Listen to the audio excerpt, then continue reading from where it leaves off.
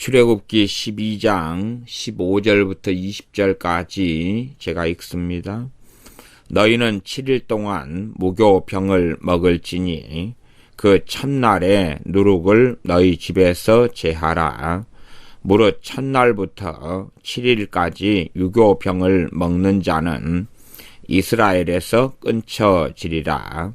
너희에게 첫날에도 성회요 제7일에도 성회가 되리니 이 두 날에는 아무 일도 하지 말고 각인의 식물만 너희가 갖출 것이니라. 너희는 무교절을 지키라. 이날에 내가 너희 군대를 애굽 땅에서 인도하여 내었음이니라. 이러므로 너희가 영원한 규례를 삼아 이날을 대대로 지킬지니라. 정월에 그달 14일 저녁부터 21일 저녁까지 너희는 무교병을 먹을 것이요 7일 동안은 누룩을 너희 집에 있지 않게 하라.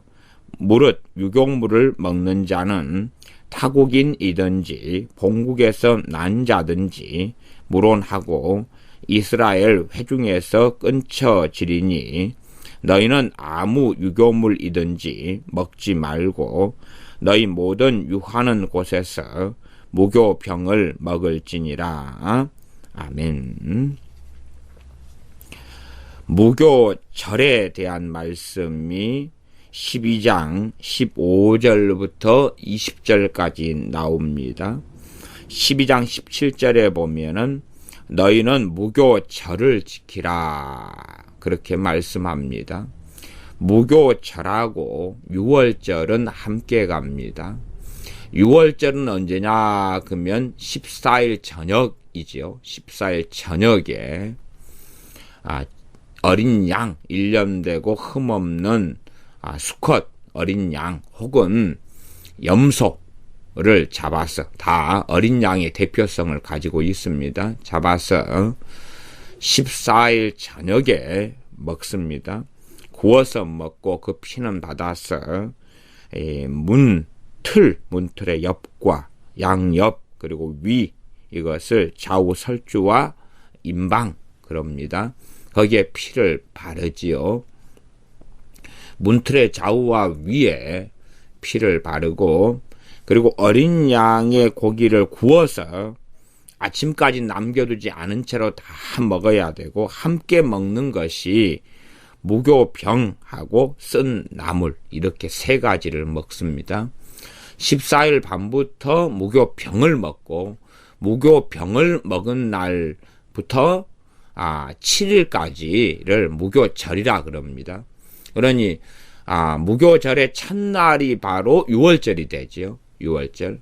그래서 무교절과 유월절을 합쳐서 그냥 편의상 나중에는 유월절이다 이렇게 말하지만 엄밀한 의미에서는 첫날이 유월절이고 그 다음에 첫날을 포함해 가지고 그리고 언제까지냐 그러면 21일 저녁까지 그렇게 해서 7일 동안 만 7일 동안을 무교절이라 그럽니다. 정확한 날을 보시면 18절에 나왔는데 정월에 그달 14일 저녁부터 21일 저녁까지 14일 저녁부터 시작하니까 15일 저녁까지가 만 하루가 되겠죠. 16일, 17일, 18일, 19일, 20일, 20일 저녁까지 그렇게 하면은 7일이 됩니다. 만 7일.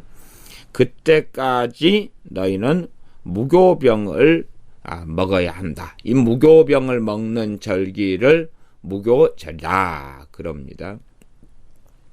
그러면 14일 저녁이 유월절이었어요. 유월절은 패스오버. 그 피를 볼 때에 전능하신 하나님께서 너희를 넘어가리라. 하나님의 심판은 똑같이 고센 땅에 사는 유대인들에게나 이스라엘 사람들에게나 혹은 이집트 사람들에게나 함께 나타나는 것입니다.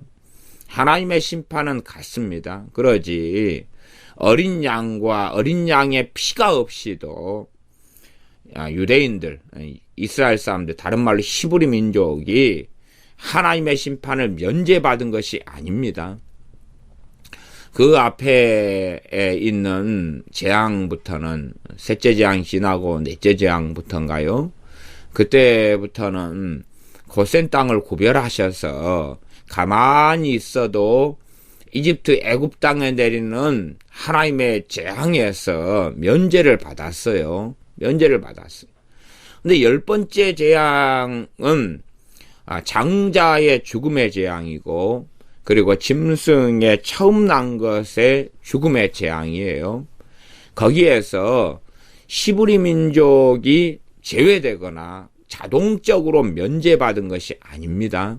함께 하나님께서 진노하시고 치셔야 되는데, 그걸 면하려면 6월절 어린 양을 잡아서 그 피를 좌우 설주와 임방 문틀의 옆과 위에 발라야 한다. 그 피를 볼 때에 내가 너희를 넘어가리라는 것이 12장 13절 말씀입니다.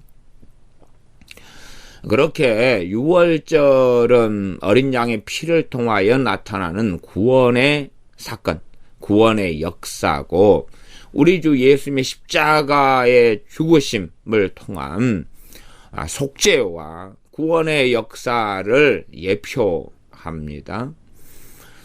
그까지는 이제 6월절의 감격 속에 젖어들면서 무교 병을 먹고 쓴 나무를 먹고, 동시에 허리에 띠를 띠고 발에 신발을 신고 손에 지팡이를 들고 잡고 급하게 먹는 이 6월절은 너무나 황홀하고 너무나 좋을 것입니다. 그런데 하나님께서는 놀랍게 무교절도 명령을 하고 계십니다. 그런데 무교절이 이 6월절은 구원받았네 좋아 그러는데, 사실상 무교절의 말씀을 들으면 굉장한 하나님의 공의, 무서운 하나님의 심판과 공의의 말씀이 무교절의 말씀입니다. 6월절의 말씀은 그 피를 볼 때에 넘어가리라. 놀라운 구원의 말씀인데, 이 함께 6월절 이 그날이 바로 무교절의 첫날이지요. 그렇게 해서 7일간에 대한 말씀이 아주 무서운 말씀이 됩니다. 15절부터 제가 읽어갑니다. 너희는 7일 동안 무교병을 먹을지니 없을 무자, 누룩교자, 떡병자. 그래서 누룩을 넣지 않은 것, 누룩은 떡, 빵을 발효시키는 거지요. 발효시키는 것. 우리식으로는 떡이 아니라, 우리식의 떡은 발효된 것도 있고 안 된 것도 있고 막 섞여 있습니다만은 빵에 가깝지요. 그 기정떡인가요? 광양 기정떡 이런 것은 발효된 이런 떡이 되겠지요. 그런 것처럼 발효된 것. 그러니까 우리 문화도 발효 문화가 있잖아요.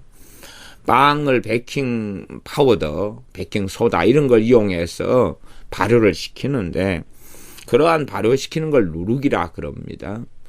그 누룩을 제거하고 없는 가운데서 이 빵을 굽는 것입니다. 그렇게 하면 빵이 딱딱하고 굽고 그렇게 맛이 없겠죠.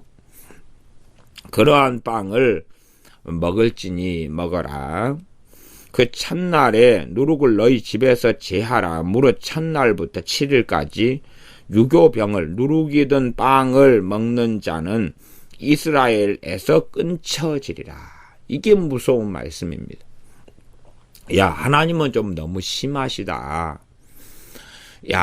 발효된 빵 좀 먹었다고 말하자면 파리바게트나 아니면 이지바이나 이런 뚜레쥬르나 이런 데서 먹는 빵은 다 발효된 빵이에요. 거의 다. 그런 빵 하나 7일 동안에 먹으면 하나님께서는 이스라엘에서 끊쳐지리라. 그렇게 말씀하십니다. 실제로 이스라엘에서 끊쳐지리라 하는 말씀도 상당히 난해한 말씀입니다. 왜 그러냐면 이 말씀에 순종하지 않은 사람들, 그렇게 살아온 사람들이 때가 되면 죽긴 했지만은, 그러나 그들을 즉각적으로 하나님이 죽이신 것도 아니고, 그 다음에 이 악인의 형통이라 하는 것처럼 이 말씀을 전부 다 조롱하고 우롱하고 살았던 유대인들 히브리 민족 같은 경우에 아주 늙어 죽을 때까지도 건강하게 살다가 죽었다 그 말이에요. 그러면 이스라엘에서 끊쳐지리라 하는 말씀이 굉장히 난해한 말씀 가운데 하나가 돼요. 즉각적으로 그냥 이 유교병을 먹었다. 그때에 바로 죽어버렸다. 그러면은 이스라엘 사람들이 볼 때에 와, 이스라엘에서 끊쳐진다는 것이 저 말씀이구나 할 겁니다. 그래서 저는 이스라엘에서 끊쳐지리라는 말씀을 육적으로 보지 않고 영적으로 봅니다. 영적으로. 아담의 선악과를 먹은 사건을 통하여 영의 죽음이 나타납니다. 하나님께로부터 멀어지고 떠났으며 끝났으며 죽었던 것입니다. 영으로 죽었던 너희는 영으로 죽었죠. 죽었던 너희를 살리셨다. 이스라엘에서 끊쳐진다는 것은 이 이스라엘은 단지 육적인 이스라엘이 아니라 영적인 이스라엘, 하나님의 이스라엘, 하나님의 백성된 이스라엘을 이야기합니다. 육으로 난 것은 육이요 영으로 난 것은 영이니라는 주님의 말씀처럼 육적인 이스라엘에 대한 지칭이 아니라 하나님의 백성된 참된 구원받은 하나님의 백성된 이스라엘에게서 끊어진다. 육적인 이스라엘로서는 나이가 30살이라면 80살까지 살 수 있겠지만 그러나 때 되면 다 죽는 것이지요. 그러한 육적인 삶에 대한 이야기가 아니라 하나님에게서 끊어진다는 것입니다. 하나님의 명령에 말씀에 불순종한 거지요. 그래서 이 놀라운 것이 두 개가 붙어 있습니다. 하나는 정말 어린 양의 피로 인하여서 패스오버, 하나님의 심판과 진노가 임하지 않고 넘어가는 것, 구원. 그 다음에 그럼에도 불구하고 무교병을 안 먹고 유교병을 7일 동안 조금이라도 먹거나 하나라도 먹으면 하나님께서 끊어버리신다. 이렇게 어떻게 볼 때는 행위적인 말씀이 되지요. 신약 성경에는 이 두 가지가 역설적으로 계속 붙어 있습니다. 오직 믿음으로 구원받는다 하는 말씀이 계속 나와 있고 로마서 같은 데나 갈라디아서를 보면 명백하지요.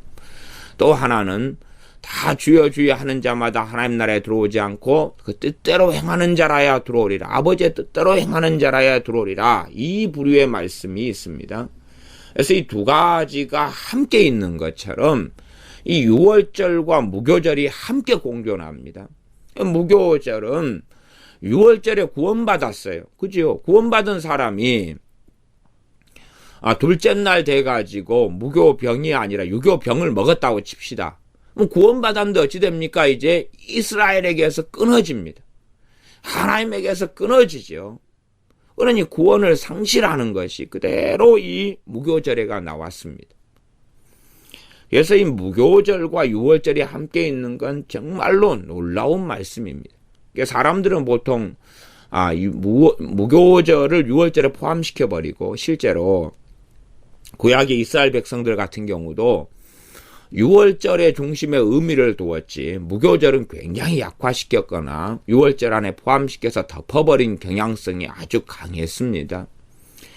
무교절은 별로 아무렇지도 않아요. 하나님의 무서운 말씀은요, 유월절에 피를 문틀의 좌우와 상인방에 발라라 하는 말씀은 어떤 면에서 좀 간단하고 구원의 사건이니까 좋은데, 이 맛없는 이 빵, 딱딱한, 누룩이 들지 않은, 발효되지 않은, 부풀지 않은 이런 빵을 7일이나 먹어야 되냐. 7일이나 먹는 것도 억지로 먹겠지요. 맨 처음에는 말씀이 무서워서 억지로 먹을 수도 있지 않습니까? 실제로 이스라엘 백성들은 이 팔레스타인에 도착한 다음에 몇 차례를 제외하고는 유월절을 지키지 않았다고 성경에 기록됩니다. 유월절을 안 지키면 당연하게 무교절도 지키지 않지요. 유월절이 무교절의 출발이니까요.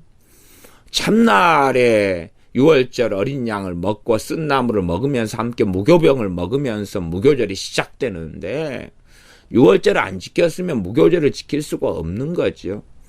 그러니 하나님의 말씀을 얼마나 무시했는가를 알 수가 있습니다. 단지 그냥 유월절 안 지켰네, 괜찮아. 무교절 안 지켰네, 괜찮아. 그런 말씀이 이 12장 15절부터 20절에 있는 것이 아닙니다. 그래서 유대인들이 얼마나 이 무교절을 가볍게 여겼는지, 등한히 여겼는지, 조롱했는지, 하나님의 말씀을 우롱했는지를 알 수가 있습니다. 저는 그 이유로서 이스라엘에서 끊쳐지리라 하는 말씀을 잘못 해석했기 때문도 그 중 하나의 이유로 봅니다. 아니, 무교병을 먹는, 7일 동안 먹는 무교절을 지키지 않았을 때에 이스라엘에게서 끊쳐지면 즉각적인 죽음, 바로 그냥 죽어버리는 것. 암에 걸려 죽거나 전염병에 걸려 죽거나 아니면 3일 안에, 하루 안에 바로 즉각, 그런 식으로 일이 벌어지면 와, 하나님의 말씀이 맞구나 그러지만 그런 일이 안 벌어지니까 야, 하나님의 말씀은 말뿐이구나, 그런 일은 없구나, 왜 육적인 죽음으로 생각하니까 그랬을 수 있다. 잘못된 성경 해석의 큰 원인 중 하나를 봅니다. 무교절은 정말로 무서운 절기입니다. 무서운 절기가 무교절이어서 단지 아무것도 아닌데도 누룩을 넣은 빵을 먹으면 하나님에게서 이스라엘이 아니게 하겠다, 그 말이. 이스라엘이 아니게 하겠다. 내 백성이 아니다. 내 백성이 아니게 하겠다. 암미가 아니라 로암미, 내 백성이 아니게 하겠다. 그렇게 하나님께서 말씀하시는 것과 같습니다. 16절, 너희에게 첫날에도 성회요 제7일에도 성회가 되리니 이 두 날에는 아무 일도 하지 말고 각 인의 식물만 너희가 갖출 것이니라.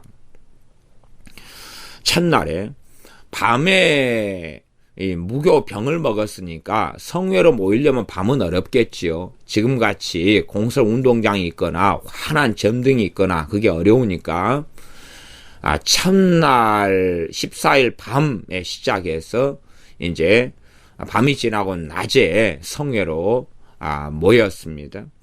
그렇게 해서 마지막 날도 성회, 첫날도 성회, 그렇게 성회로 모이게 되었습니다. 이 두 날에는 아무 일도 하지 말아라. 이게 첫날과 마지막 날이 성회로 모이는데 그런데 아무 일도 하지 말아라. 안식일과 같이 적용되죠. 안식일과 같이 적용돼. 그래서 유월절이 바로 안식일이 되죠. 유월절이 안식일이 되고 그 다음에 유월절이 14일 저녁부터 첫날로 쳐서 마지막 21일 저녁 때까지 그날도 바로 안식일이 된다, 그 말입니다. 그렇게 해서 제 첫날도 성회고 거룩한 날로 보내고 거룩한 모임입니다. 교회할 때도 가르칠 교자 모일 회자를 썼는데 이것이 좀 약간은 헬라어 단어하고는 좀 다른 의미가 되지요. 코이노니아인데 거기에 가르칠 교자의 의미는 별로 없는데 어쨌든 간에 모일 회자, 성회, 거룩한 모임이다. 함께 모여서 뭐 하라는 이야기입니까? 하나님께 제사하고 하나님께 예배하고 하나님께 경배하는 것입니다. 사람들의 모임의 중심은 기도와 말씀이고 예배가 있어야 됩니다. 교회의 문제 중에 하나는 많은 모임을 하지만 어떤 면에서 뭐 노회나 총회나 혹은 재직회나 또 여전도회나 남전도회나 이렇게 모이는데 처음에 관례상 형식상 우리가 예배는 드립니다마는 그러나 중심을 예배로 삼기보다는 하나의 과정상 절차상 예배를 드리는 것이고 중심에는 회의가 유감스럽게 있다 하는 것입니다.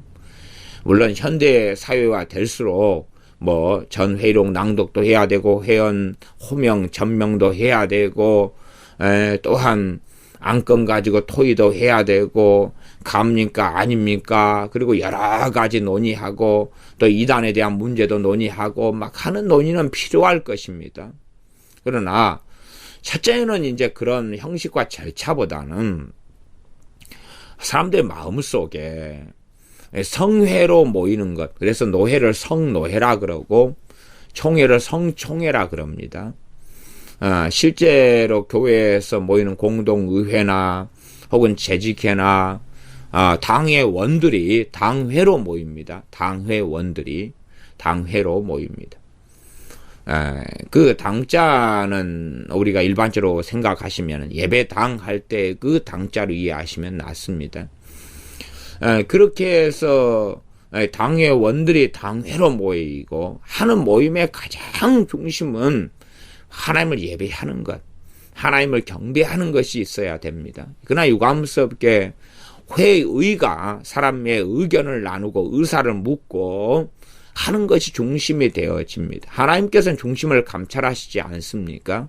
각 사람의 중심에 과연 이 성회로 모이는 것이 어떠한 성회든지 간에 하나님이 중심이 되는 것이 돼야 되는데 그런 성회가 아니라면 하나님께서 어떻게 성회를 구하시겠습니까? 역사적으로 많은 성회를 통하여서 교단이 갈라지고 교파가 갈라지고 분파 분열이 나타나 왔는데 그것은 성회의 주관자가 주님이 아니셨기 때문에 그렇고 성회로 영광을 하나님 아버지께 돌리는 것이 아니라 형식적으로 돌리는 척은 했지만 성회의 주인공들이 사람들이었기 때문에 그렇다. 그거 저는 하나의 진단을 합니다. 16절 첫날에도 성회요 제7일에도 성회가 되리니 이 두 날에는 아무 일도 하지 말고 각인의 식물만 너희가 갖출 것이니라. 안식일처럼 아무 일도 못한다. 근데 식물은 갖추는 것이 안식일과의 차이점이 됩니다. 안식일의 식물은 언제 준비합니까? 전날에 준비하지요. 그런데 이때의 성회는 식물은 준비할 수 있다. 그 말입니다. 17절 너희는 무교절을 지키라. 이날에 내가 너희 군대를 애굽 땅에서 인도하여 내었음이니라. 너희 군대를 애굽 땅에서 인도하여 내었다. 본질상 하나님의 백성을 하나님께서는 군대로 보십니다. 군대의 개념이 적용이 됩니다. 단지 너희 군대 그럴 때에 육적으로 생각하면 20살 이상으로서 군인이 될 장정들을 이야기하는구나 생각하지만 하나님 앞에서는 하나님의 백성들은 다 군대요 군사입니다. 신약 성경에는 너가 그리스도의 군사로 고난을 받으라 이런 말씀이 있는 것처럼 실상은 군사 일을 못할지라도 너무 어려서 못할지라도 부르심이 군대 군사의 부르심이고 어느 때가 되어서 성장하면 군대가 돼야 될 것입니다. 너희의 군대를 애굽 땅에서 인도하여 내었다. 애굽 땅에서 인도한다는 것은 출애굽이고 애굽에서 인도한다는 것은 노예에서 해방시키심입니다. 그러므로 근원적으로 무교절의 첫날은 바로 유월절이고 유월절의 의미도 하나님께서 유월절에 그 피를 보고 심판하지 않는 것이고, 그러니 그런 면에서 유월절이 심판하지 않는 사건을 구원의 사건이긴 하지만, 그러나 이 출애굽으로 함께 이야기할 때는 유월절과 무교절이 합쳐져야지만이 출애굽까지 다 됩니다. 단지 그냥 출애굽으로 이야기해서 노예에서 해방시키셨다 그러면은 무교절의 의미가 강해지죠. 무교절은 너희 군대를 애굽에서 인도하여 내었다. 이게 해방이죠. 해방의 의미고, 그러나 유월절의 의미는 해방의 의미가 아니에요. 해방될 수밖에 없는 10번째 재앙이 함께 있어서 바로의 신하들이나 애굽의 군대들이나 유대인들 히브리 민족을 내보내야 되겠다 결정할 수밖에 없는 것이 유월절에 어린 양의 문설주 바르고, 그 다음에 하나님께서 각 가정마다 다니시면서 그렇지 않은 가정들의 장자를 죽이시고, 그리고 짐승의 처음 난 것들을 죽이신 사건이 이 장자의 재앙이라고 하는 10번째 재앙이 되고, 그것 때문에 이스라엘 백성들이 자유롭게 이제 애굽 땅을 떠나게 되는 계기가 됩니다만은, 그러나 유월절 자체가 출애굽을 이야기한 건 아니었습니다. 유월절은 본질적으로 죄에 대한 하나님의 심판을 보여준다 그 말이에요. 죄에 대한 하나님의 심판. 이스라엘 사람들이든 혹은 애굽 사람들이든 가릴 것 없이 그들의 죄로 인하여 하나님은 심판하셔야 된다는 사실이고, 그래서 유월절은 십자가를 이야기하는 것입니다. 십자가. 죄에 대한 심판, 그리고 이제 어린 양의 피를 통하여 그 심판을 면하는 것입니다. 심판을 면해요. 심판을 면하는 것하고 구원을 받는 것하고는 사실은 좀 다릅니다. 자, 잘 봐보십시오. 심판을 면한다. 그 다음에 구원받는다는 것이 함께 가는 것이면 맞아요. 맞지만 왜 우리 주님께 십자가의 죽으심이 필요했고 왜 부활이 필요했을까? 는 것을 잘 이해해 보셔야 됩니다. 주님의 십자가의 죽으심과 부활을 성경은 자주 그냥 그리스도의 십자가나 십자가에 못 박히신 것이라는 것으로 함께 함축시켜 사용하실 때가 많습니다. 대표성을 가지고 사용하실 때가 많아요. 그러나 구체적으로 교리적으로 깊이 들어가 있는 로마서 같은 말씀을 보면 주님께서 십자가에 달리시고 주님의 죽으심으로 우리가 죄에 대해서 죽었다. 그리고 주님의 부활하심으로 우리가 의에 대해서 살았다. 그렇게 말씀해요. 그러니까 실제로 주님의 부활 사건까지 가야지만이 이제는 구원의 역사가 다 이루어집니다. 주님의 죽으심만으로서는 구원의 역사가 아니에요. 구원의 역사긴 한데 반만 가고 말아버립니다. 주님의 부활까지 있어야지만이 이제 우리가 의를 입고 살게 됩니다. 죄에 대하여 심판은 받지 않는다 그 말이에요. 용서를 받으니까 죄를 덮었어요. 그렇다고 의로워진 건 아니잖아요. 제가 비유할 때에 빚지는 것으로 비유한다면은 우리가 빚을 어마어마하게 1만 달란트를 지고 있습니다. 1만 달란트 탕감받았어요.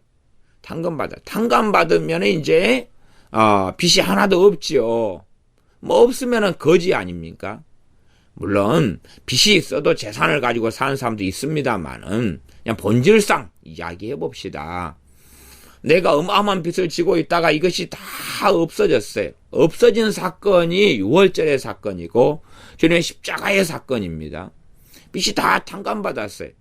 그러나 아무것도 없는 것이 아무것도 없는데 어떻게 그 사람이 부자가 될 수 있느냐? 부자가 되지 못하지요. 그것처럼 하나님께서 보시기에 그 사람이 의가 있어야 돼요. 의가 있어야지 의롭다함을 받고 하나님의 나라 천국에 들어갑니다. 지옥은 면했는데 천국에는 들어갈 수는 없는 것이에요. 지옥은 면했는데. 근다고 천국하고 지옥밖에 없어요. 천주교식으로 연옥이 있는 것도 아니에요. 지옥은 면했어요. 그래서 유월절을 통하여 지옥 영원한 심판은 면했다. 그런 것을 예표하는데 그 다음에는 이제 하나님의 나라에 들어가야 되거든요. 들어가야 돼. 심판은 면했어요. 그러나 그것만으로 충분하지 않았다는 것입니다.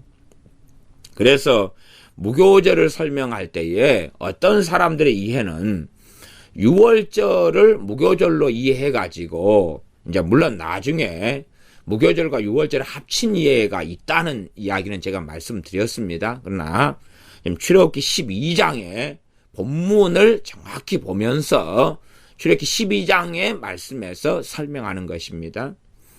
보통은 유월절이 해방시켰다는 것을 이해하고 있는데 하나님께서는 유월절이 아니고 무교절이다 라는 말씀을 하고 계십니다.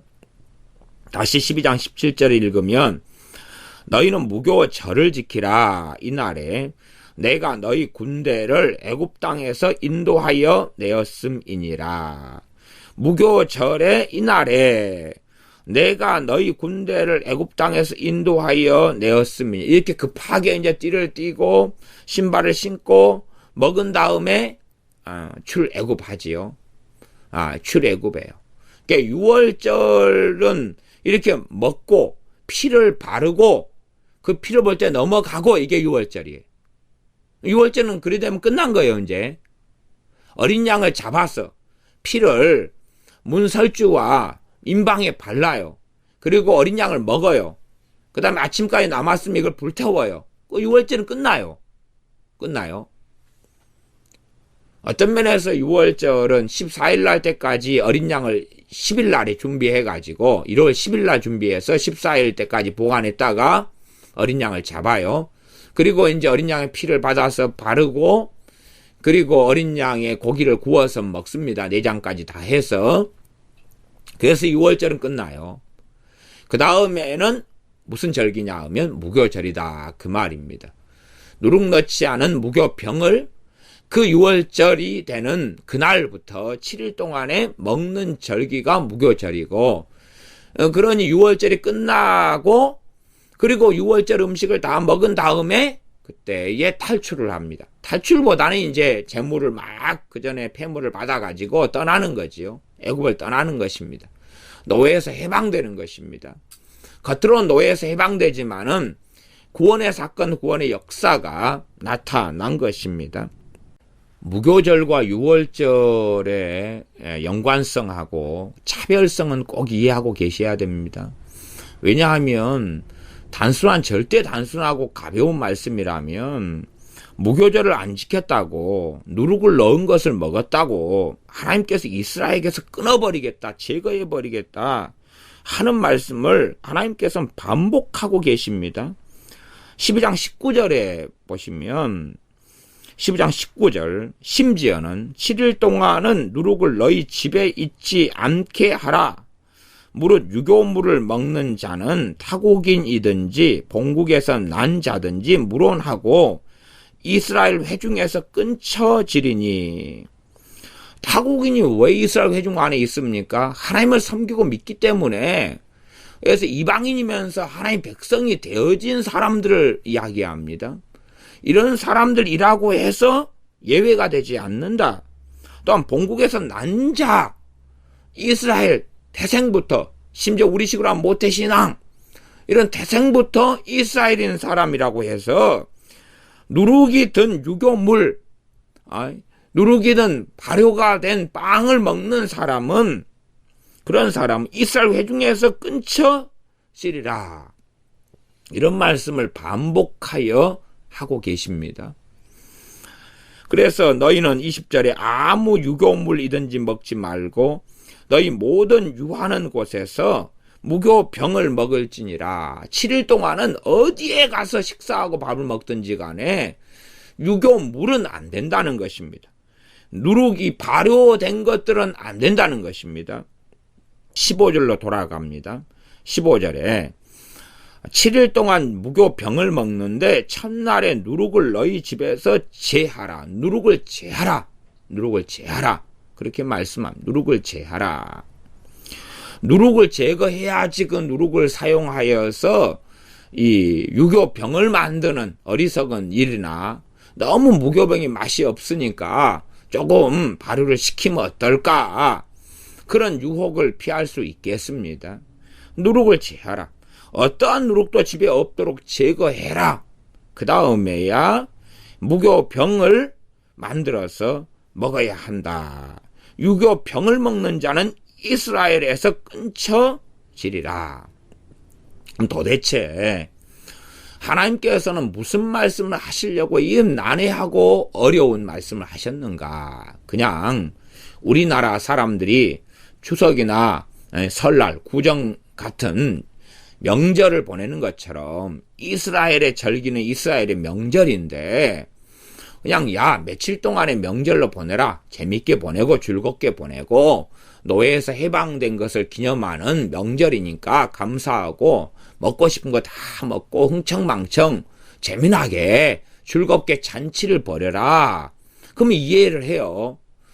또 돈이 없는 집은 옆집에서 같이 나누어 가지고 같이 맛있게 먹고 재미나게 먹고 서로 축하하고 서로 선물들을 보내고 이렇게 감사하는 절기로 보내라. 그럼 이해가 됩니다. 그러나 무교절은 맛있는 음식을 장만할 수가 없어요. 7일 동안에 먹는 낙이 인생의 낙 중에서 얼마나 중요한 낙이고 큰 낙입니까? 그런데 먹는 낙은 없고 무교병만을 7일 동안에 지겹게 먹어야 됩니다. 배가 고파서 먹는 것이지 맛있어서 먹는 게 아닌 것을 7일 동안 먹어야 돼요. 그런데 이걸 안 먹는 사람은 나아가서 유교병을 먹는 사람은 이스라엘에게서 끊쳐지리라 하는 심각한 말씀. 이스라엘에 본래 난 사람이든지 혹은 타국에서 온 자든지 간에 예외가 없다 라는 심각한 말씀을 하셔요. 물론 이스라엘 사람들은 이 심각한 말씀의 무교절을 거의 지킨 적이 없습니다. 하나님 말씀을 정말로 가볍게 여겼어요. 이스라엘에게서 끊쳐진다는 말씀이 정확히 육적으로는 해당되지 않았기 때문에 영적인 말씀일 것이고 그들은 절대 하나님의 백성으로 설 수 없었다는 심각한 결론에 이르게 됩니다. 육적인 이스라엘로는 살아왔으나 하나님의 백성은 대다수가 될 수가 없었다는 이야기이지요. 물론 육체의 생명이 다 마치기 전까지는 일반적으로 회개할 기회가 있고 하나님 앞에 설 기회는 얼마든지 있기 때문에 하나님의 선언이 그렇다 그 말이에요. 무교절을 안 지켜서 너희는 이스라엘에서 끊어진다는 하나님의 심판의 선고를 받는 사건이 무교절을 지키지 않으면서 유교병을 먹는 일들입니다.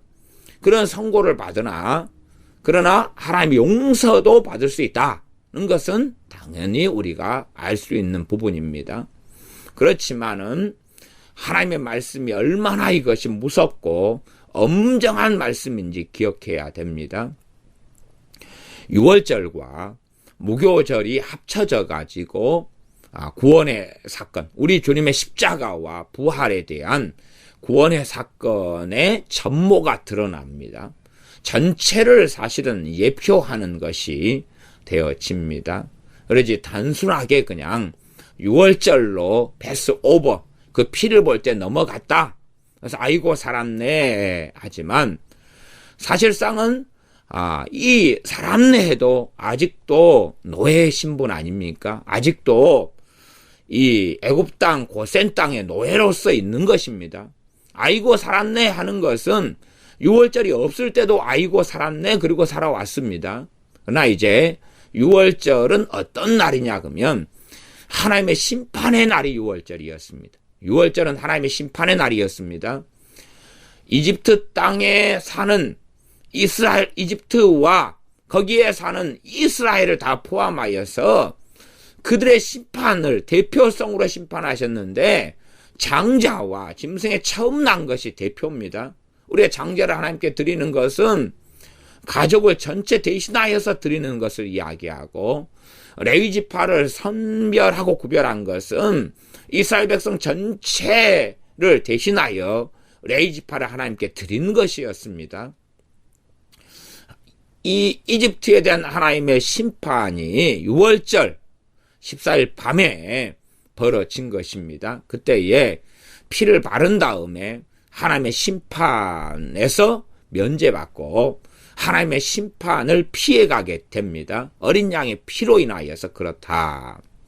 그러나 아직 노예에서 해방된 것이 아니기 때문에 노예에서 해방이 되어져야 되고, 이 하나님의 군대라고 일컬어지는 이스라엘이 애굽 땅에서 떠나야 됩니다. 그래야지만이 이제는 자유를 얻게 되어집니다. 주님의 십자가만이 중요한 게 아니라 부활도 함께 중요하고, 부활을 통하여서 그리스도의 의를 힘입을 수 있습니다. 부활이 없으면 우리가 믿는 신앙과 믿음이 다 헛되다라고 고린도전서 15장 부활장에서는 말씀하고 있습니다. 또한 주님께서 공생애를 마무리 지을 즈음에는 계속하여 부활에 대하여 말씀을 하고 계십니다. 나는 부활이요 생명이니 라고 말씀하시면서 나를 믿는 자는 죽어도 살겠고 또한 영원히 죽지 아니하리라 하는 부활을 이야기함. 부활은 영원히 죽지 않는 것이거든. 영원히 죽지 않는 것입니다. 단지 죄에 대한 심판만 면하는 것이 아니라 영생을 얻는 것과 관련된 것이 십자가만이 아니라 부활의 사건입니다. 물론 현대의 많은 믿는 그리스도인들이 주님의 십자가도 가볍게 여기는데 어떻게 부활의 사건의 진실한 또 깊은 의미에 관심을 가지겠습니까? 유감스럽게 부활에 대하여 무관심하거나 무지한 경우가 너무 많은데, 부활의 사건은 부활이 없었다면 우리의 믿음은 헛되게 되고, 부활이 없었다면 우리는 주님의 의로우심을 덧입어서 그리스도의 의로운 입으라, 주님의 의를 덧입지 못해서 하나님의 나라 아버지의 나라에 들어갈 수 없는 사람들이 되고 맙니다. 주님의 부활이 없었다면 구원은 완성되지 못하는 것입니다. 부활을 통하여 구원은 완성되어집니다. 물론 주님께 십자가상에서 다 이루었다라고 말씀하신 본질적인 의미는 당연합니다만은, 그러나 이제 십자가의 사건이 다 끝나고 주님께서 하실 일은 이루셨다라고 말씀하고, 성경은 명백하게 그 아들을 아버지께서 3일 만에 살리셨다라고 말씀하십니다. 다 이루셨다는 십자가에서 외치신 선언은 주님 자신이 하실 일을 다 하셨다는 이야기지 부활까지 포함된 이야기는 아닙니다. 부활은 아버지께서 그 아들을 살리신 그 사건이고, 그를 통하여 예수 믿는 사람들을 살리신 사건이 됩니다. 하나님 앞에서 산자가 되게 하시며 영원한 부활과 영원한 생명을 가진 자가 되게 하신 사건입니다. 그래서 무교병이다. 그리고 누룩을 제해야 된다. 누룩을 제해야 된다. 그건 무교절인 누룩을 제한 무교병을 먹는 7일 동안의 절기가 이스라엘 군대가 17절이었습니다. 이날에 내가 너희 군대를 애굽 땅에서 인도하여 내었음이니라. 그러므로 너희가 영원한 규례를 삼아 이날을 대대로 지킬지니라. 영원한 규례를 삼아서 대대로 지켜야 된다. 전체가 이제 구원의 사건이 6월절과 무교절을 예표한다고 말씀드렸습니다. 그렇다면 왜 무교절이 중요할까? 더군다나 이 누룩을 넣어버린 유교병을 먹어버리면 이스라엘에게서 끊어진다고 2번이나 명백하게 말씀하셨는데 왜 중요할까? 이것은 복음을 훼손시켜서는 안 된다는 이야기입니다. 복음이 훼손되면 구원은 없습니다. 복음을 혼잡게 하거나 다른 복음을 만들어내면 안 됩니다. 갈라디아서에서 갈라디아 교회들의 문제는 다른 복음을 쫓아갔는데 다른 복음은 행위 플러스 믿음을 섞어버린 것입니다. 말하자면 율법도 지키고 그리고 예수님도 믿어야지, 이 두 가지가 있어야지만이 구원받는다. 율법의 핵심은 십계명과 할례 같은 것입니다. 또한 정결의식도 다 포함되는 것이 얼마나 많습니까? 그러니 할례는 기본으로 받아야 되고, 그리고 예수님도 믿어야 되고, 할례도 받아야 되고, 안식일도 지켜야 되고 하는 등의 계명을 지켜야지만이 구원을 받는다는 것입니다. 유대인들이 해왔던 것을 계속 해가면서 지그식으로 그러면서 예수님 믿어야지 이것이 구원의 사건이다. 이런 쪽으로 빠져버린 것입니다. 이것들이 누룩이 되어지죠. 정말로 구원의 사건은 100% 하나님으로만이 기인한 사건입니다. 하나님으로만 기인한 사건이 구원의 사건인데 그것을 사람의 노력과 사람의 행위를 집어넣어 버리면 곤란해집니다. 요즘에는 잘못 성경을 이해하고 해석하게 되면 사람의 행위를 심각하게 넣어버릴 수가 있는데 성경은 이 순서를 이야기한다는 것을 기억해 주셨으면 좋겠습니다. 다시 말하면은요, 한 번 구원은 영원한 구원이 될 수가 없습니다. 구원받은 다음에 얼마든지 구원에서 떨어지고 구원에서 실족할 수가 있습니다. 그것이 우리가 발람 선지자의 사례나 경우나 혹은 이 아론의 첫째 둘째 아들의 경우나 혹은 사울왕 등의 경우, 세상을 사랑하여 떠난 데마의 경우나 무수히 많은 성경의 사례들을 통하여 알 수가 있습니다. 두 가지를 함께 섞어버리는 것이 아니라 이 오직 믿음으로 구원받은 사람들이 그 구원의 길, 믿음의 길을 구원받은 다음에 하나님의 자녀로서 살아가지 않고 믿음을 지키지 않았을 때는 믿음을 잃어버리는 것은 당연한 것입니다. 배교자가 되는 것이지요. 그 순서를 잘 기억하시는 게 필요합니다.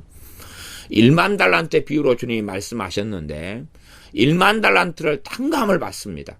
오직 은혜로서 탕감을 받습니다. 그 다음에 100데나리온을 자신에게 빚진 친구를 만나서 그를 감옥에 집어넣어 버리면서 1만 달란트 탕감받은 것이 무효화를 주인께서 시켜버리십니다. 구원을 받았다가 그가 아버지의 뜻대로 행하는 삶을 살지 않기 때문에 그의 구원은 상실되고 잃어버렸습니다. 그러니 오직 믿음으로 구원받다가 오직 뜻대로 행하는 자라야, 하나님 뜻대로 행하는 자라야 하나님 나라에 들어가리라 하는 것은 이제 주님의 거룩함을 입어서 그 다음엔 거룩한 삶의 여정 속에 거룩하게 살아야 하는 것입니다. 그렇게 되어질 때에 구원에 이르게 되어집니다. 물론 구원은 믿음을 통하여 구원받은 것입니다. 그때 죽어버리면 천국이에요. 그때 죽어버리면. 그러나 죽지 않고 살아가니 참으로 이제 주님께서 자신의 주인이시며 왕이시며 자신이 주님을 사랑하고 사는 것을 빛과 소금으로서 당연하게 보여야 합니다. 그래서 그것을 구원의 서정, 구원의 여정이다 그렇게 말하기도 합니다. 어느 어리석은 사람들은 한번 예수님 영접했으니까 끝이다 그렇게 생각하는 한 부류가 있고, 두 번째 부류는 당연하게 예수님을 한번 믿었다 해서 끝나는 건 아니다. 한 번 구원은 영원한 구원이 아니다. 그러면서 뜻대로 살아야 구원받는다 는 것으로 가버리면 가운데가 생략된 채 그것도 굉장히 위험한 이단 사설로 가는 길이 됩니다. 왜냐하면 믿음으로 구원받기 때문에 그렇습니다. 믿음으로 구원받습니다. 예수님을 믿음으로 구원을 받지 뜻대로 살아야 구원받는 게 아닙니다. 뜻대로 살아야 구원받는 게 아니에요. 뜻대로 하나님의 뜻대로 행하는 것은 이미 구원받은 사람이 열매를 맺는 것을 이야기합니다. 그러한 차이점을 여러분이 성경에서 잘 구분하고 지혜롭게 생각하지 않는다면 까딱하면은 잘못된 양자의 길 속에 들어갑니다. 이게 믿음을 행함 있는 삶 믿음이다 그렇게 해서 섞어버리면 안 됩니다. 예수를 믿는 믿음이 이제는 행함을 가진 진실한 믿음의 삶으로 발현되고 드러나서 열매를 맺어가지고 단지 입으로만 주여 주여 하는 자가 아니라 열매 맺는 살아있는 믿음을 가진 사람이 되어져야 됩니다. 그러나 살아있는 믿음이 아니라 죽은 믿음을 가진 자는 어떻게 구원받습니까? 지금 제가 설명하는 것하고 믿음은 행함 있는 삶 믿음이란 이야기하고는 다른 이야기입니다. 물론 이것은 굉장히 방대한 이야기고 난해한 이야기여서 제가 믿음에 대한 설교들을 다루고 구원론에 대해서 설명할 때에 이것을 함께 여러 시간들을 몇 년에 걸쳐서 1년에 한 몇 번씩 해서 몇 년에 걸쳐서 오래 다루었기 때문에 여기에서 더 진척을 시키지는 않겠습니다. 간략하게 하고 지나갑니다. 이 무교절의 사건에서 무교절에 누룩을 섞으면 안 된다. 복음의 순수성입니다. 우리 자신의 행위, 우리 자신의 삶, 이것이 누룩으로 비유할 수 있습니다. 우리 자신의 율법적인 삶, 이것이 관여되는 것이 아니라 누룩이 없는 순수한 그러한 그 떡만으로서 사는 것입니다. 그러면 이 무교병이 누구를 예표하겠습니까? 6월절만이 아니라 어린 양 대신 주님을 이야기합니다. 주님을 먹는 자는 사는 것입니다. 주님을 먹는 것이 무엇입니까? 나를 믿는 자는 영생을 얻었고 하는 것입니다. 이 성경을 기록하는 이유는 너희로 하여금 영생이 있음을 알게 하려 함이니라. 요한복음의 목적이 뒤에 나왔는데 구원의 확신을 하나님의 백성이 가지도록 하려고 영생이 있다는 것을 알게 한다는 것은 구원의 확신으로서 바꿀 수가 있습니다. 구원의 확신을 가지게 하는 건 요한복음의 핵심의 이유였습니다.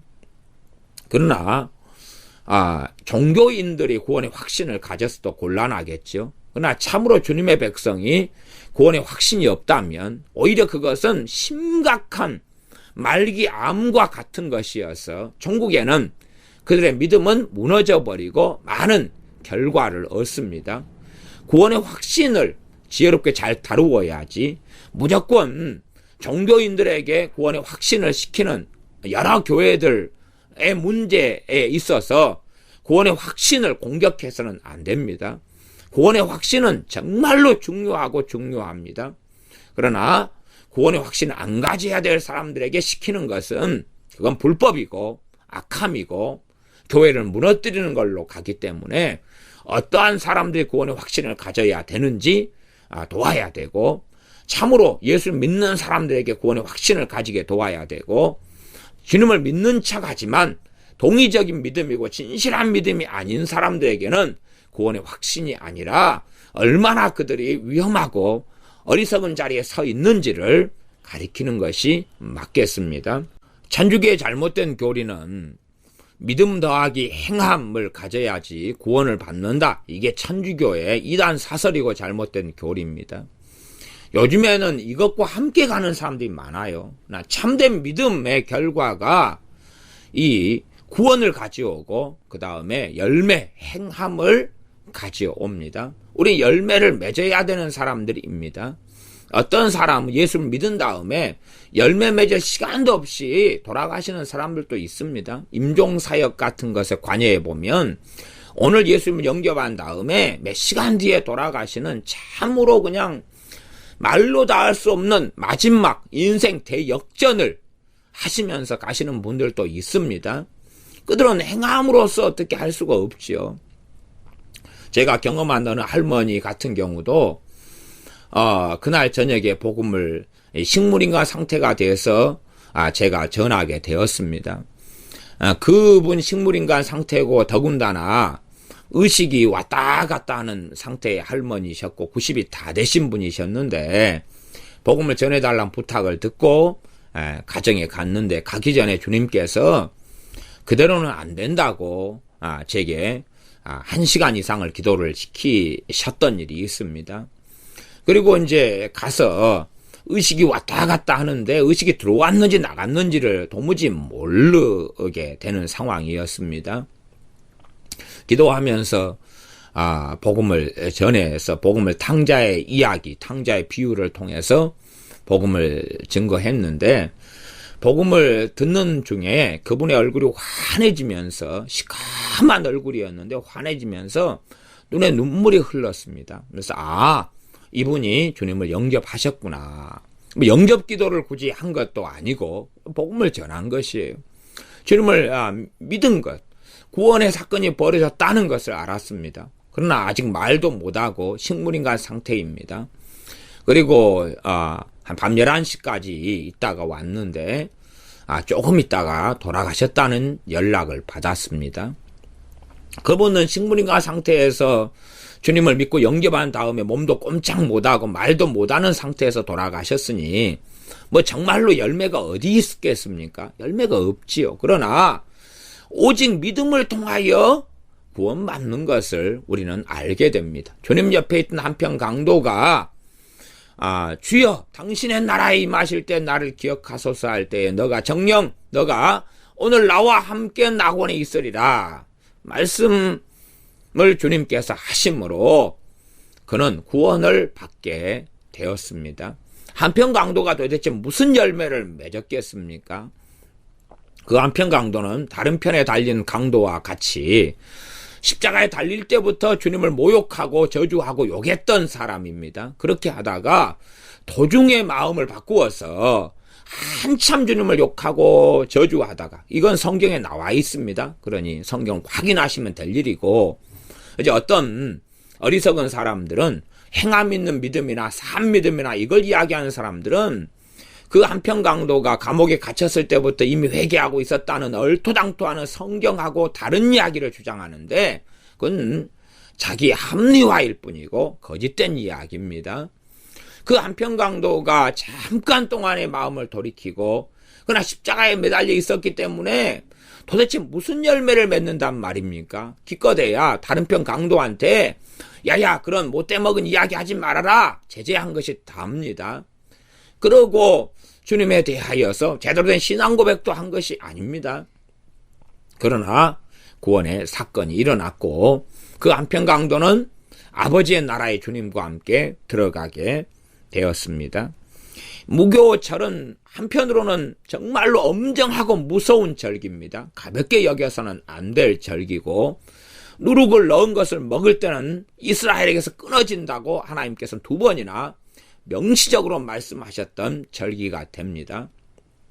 그러므로 이들이 팔레스틴에 들어가서 이 유월절과 무교절을 지킬 때에 이 하나님의 말씀에 무관심한다면 하나님께서는 말씀하셔놓고 안 지키시는 분이 아니거든요. 하나님은 말씀하시는 것을 그대로 지키시는 분입니다. 지난 시간 어제도 말씀을 드렸다시피 17절 하반절에는 그러므로 너희가 영원한 규례를 삼아 이 날을 대대로 지킬지니라. 영원한 규례를 삼아라. 영원한의 의미가 크게 2가지 의미다.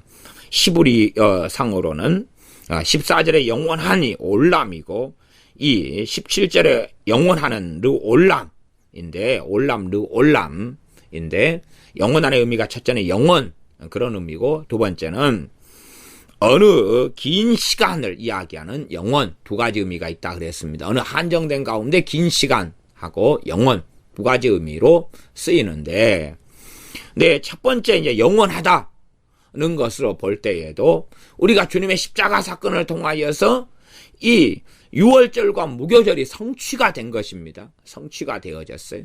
더군다나 우리가 이제 성찬을 행하면서 유월절의 사건 그 다음에 무교절의 사건을 함께 경험합니다. 이러한 유월절과 무교절은 주님의 십자가상에서 성취가 되어진 또한 주님의 부활에서 성취가 되어진 그렇기 때문에 실제로 주님 안에 성취되었기 때문에 더 이상은 유월절과 무교절을 보낼 필요는 없습니다. 잘못 유대인의 절기로 회귀하는 어리석은 사람들이 있어서 영원한 규례를 지켜야 되기 때문에 지금도 무교절을 지켜야 되고 지금도 유월절을 지켜야 된다라고 하는 사람들은 정말로 어리석어집니다. 또한 유월절과 무교절을 다시 지키려는 사람들의 이후에는 그래야지만이 구원받는다, 그래야지만이 천국에 들어간다 해버리니 이미 이단 사상으로 가버리는 일이 벌어집니다. 구원은 오직 믿음으로 받습니다. 구원은 오직 믿음으로 받습니다. 또한 오직 믿음으로 구원받은 사람들에게 성령님께서 그 증표로 임하십니다. 임하시고 성령의 도우심을 받아서 열매 맺는 삶의 길을 걸어가게 됩니다. 어떤 사람은 믿는 사람에게 성령이 임하셨는데 그러나 배교의 길을 걸어가면서 열매 맺지 못하고 하나님과는 아무 상관이 없는 사람이 되기도 합니다. 그래서 이 무교절의 절기를 우리가 성경의 본문 출애굽기 12장 15절부터 20절까지를 잘 살펴보시면 유월절과 무교절이 함께 가는데 야, 이게 정말로 엄정하고 두려운 말씀이 여기에 있구나. 야, 유월절은 축제 보내고 너무 좋아, 양고기 먹고 너무 좋아, 피 바르고 너무 좋아가 아니라 7일 동안에 전혀 누룩들지 않은 이런 맛이 없는 무교병을 먹어야 되구나. 그러면서 누룩을 다 제거해야 되고 누룩이 있어서 유교물이나 유교병을 먹어버리면 전능하신 하나님에게서 떨어져 버리는, 이스라엘에서 끊쳐져 버리는 하나님의 무서운 심판이 나타나는 것이 유월절과 무교절로 이어지는구나 하는 걸 생각하면서 정말로 사람이 만드는 구원물로는 절대 구원받을 수 없는 것입니다. 오직 우리 주님을 통해서만이 구원받고 그 우리 주 예수 그리스도에게 그 무엇인가를 섞어버린다면 그건 복음에서 떨어지는 것이고 그리스도에게서 끊어지는 자가 되고 만다는 것을 기억하시고 아셔야 됩니다. 유월절과 무교절이 함께 가면서 패스오버, 피를 볼 때 넘어가는 하나님의 심판을 면하는 사건과 그 다음 유교병을 먹고 그럴 때에 하나님의 심판이 임하는 두 가지가 함께 가는 것을 보면서 참으로 그리스도의 십자가와 부활의 의미를 다시금 새겨보셨으면 좋겠습니다. 기도하겠습니다. 아버지 하나님, 7일 동안 무교절을 지키라는 말씀을 보며 영원한 규례를 삼아 이날을 대대로 7일 동안 무교절을 지키며 첫날과 마지막 7일의 성회로 하나님을 위한 성회로 보내라는 말씀을 봅니다. 오직 구원은 주님에게서만 나오며 전능하신 아버지께서 보내신 그 아들 예수 그리스도를 통해서만 구원이 가능하며 주님을 믿음으로써만 구원이 가능하온즉 우리가 어리석은 누룩들을 더하여서 거룩하신 주님에게 다른 것을 첨가하여서 거짓된 복음, 변질된 복음, 주님을 떠나버린 그런 악한 삶으로 가지 않도록 도와주시옵소서. 얼마나 유월절 사건과 더불어서 놀라운 하나님의 구원이 있으나 그러나 이 무교절을 지킴을 통하여 또한 지키지 않음을 통하여 전능하신 하나님으로부터 오는 심판을 선언을 우리가 지켜볼 때에 두렵고 떨림으로 우리 구원을 이루며 주님을 믿는 사람들이 배교하여 주님을 떠나지 아니하고 신실하게 말씀에 의지하여 뜻대로 살아가는 우리가 되어져서 구원을 완성하는 우리가 되게 하여 주시옵소서. 예수님의 이름으로 기도하옵나이다. 아멘.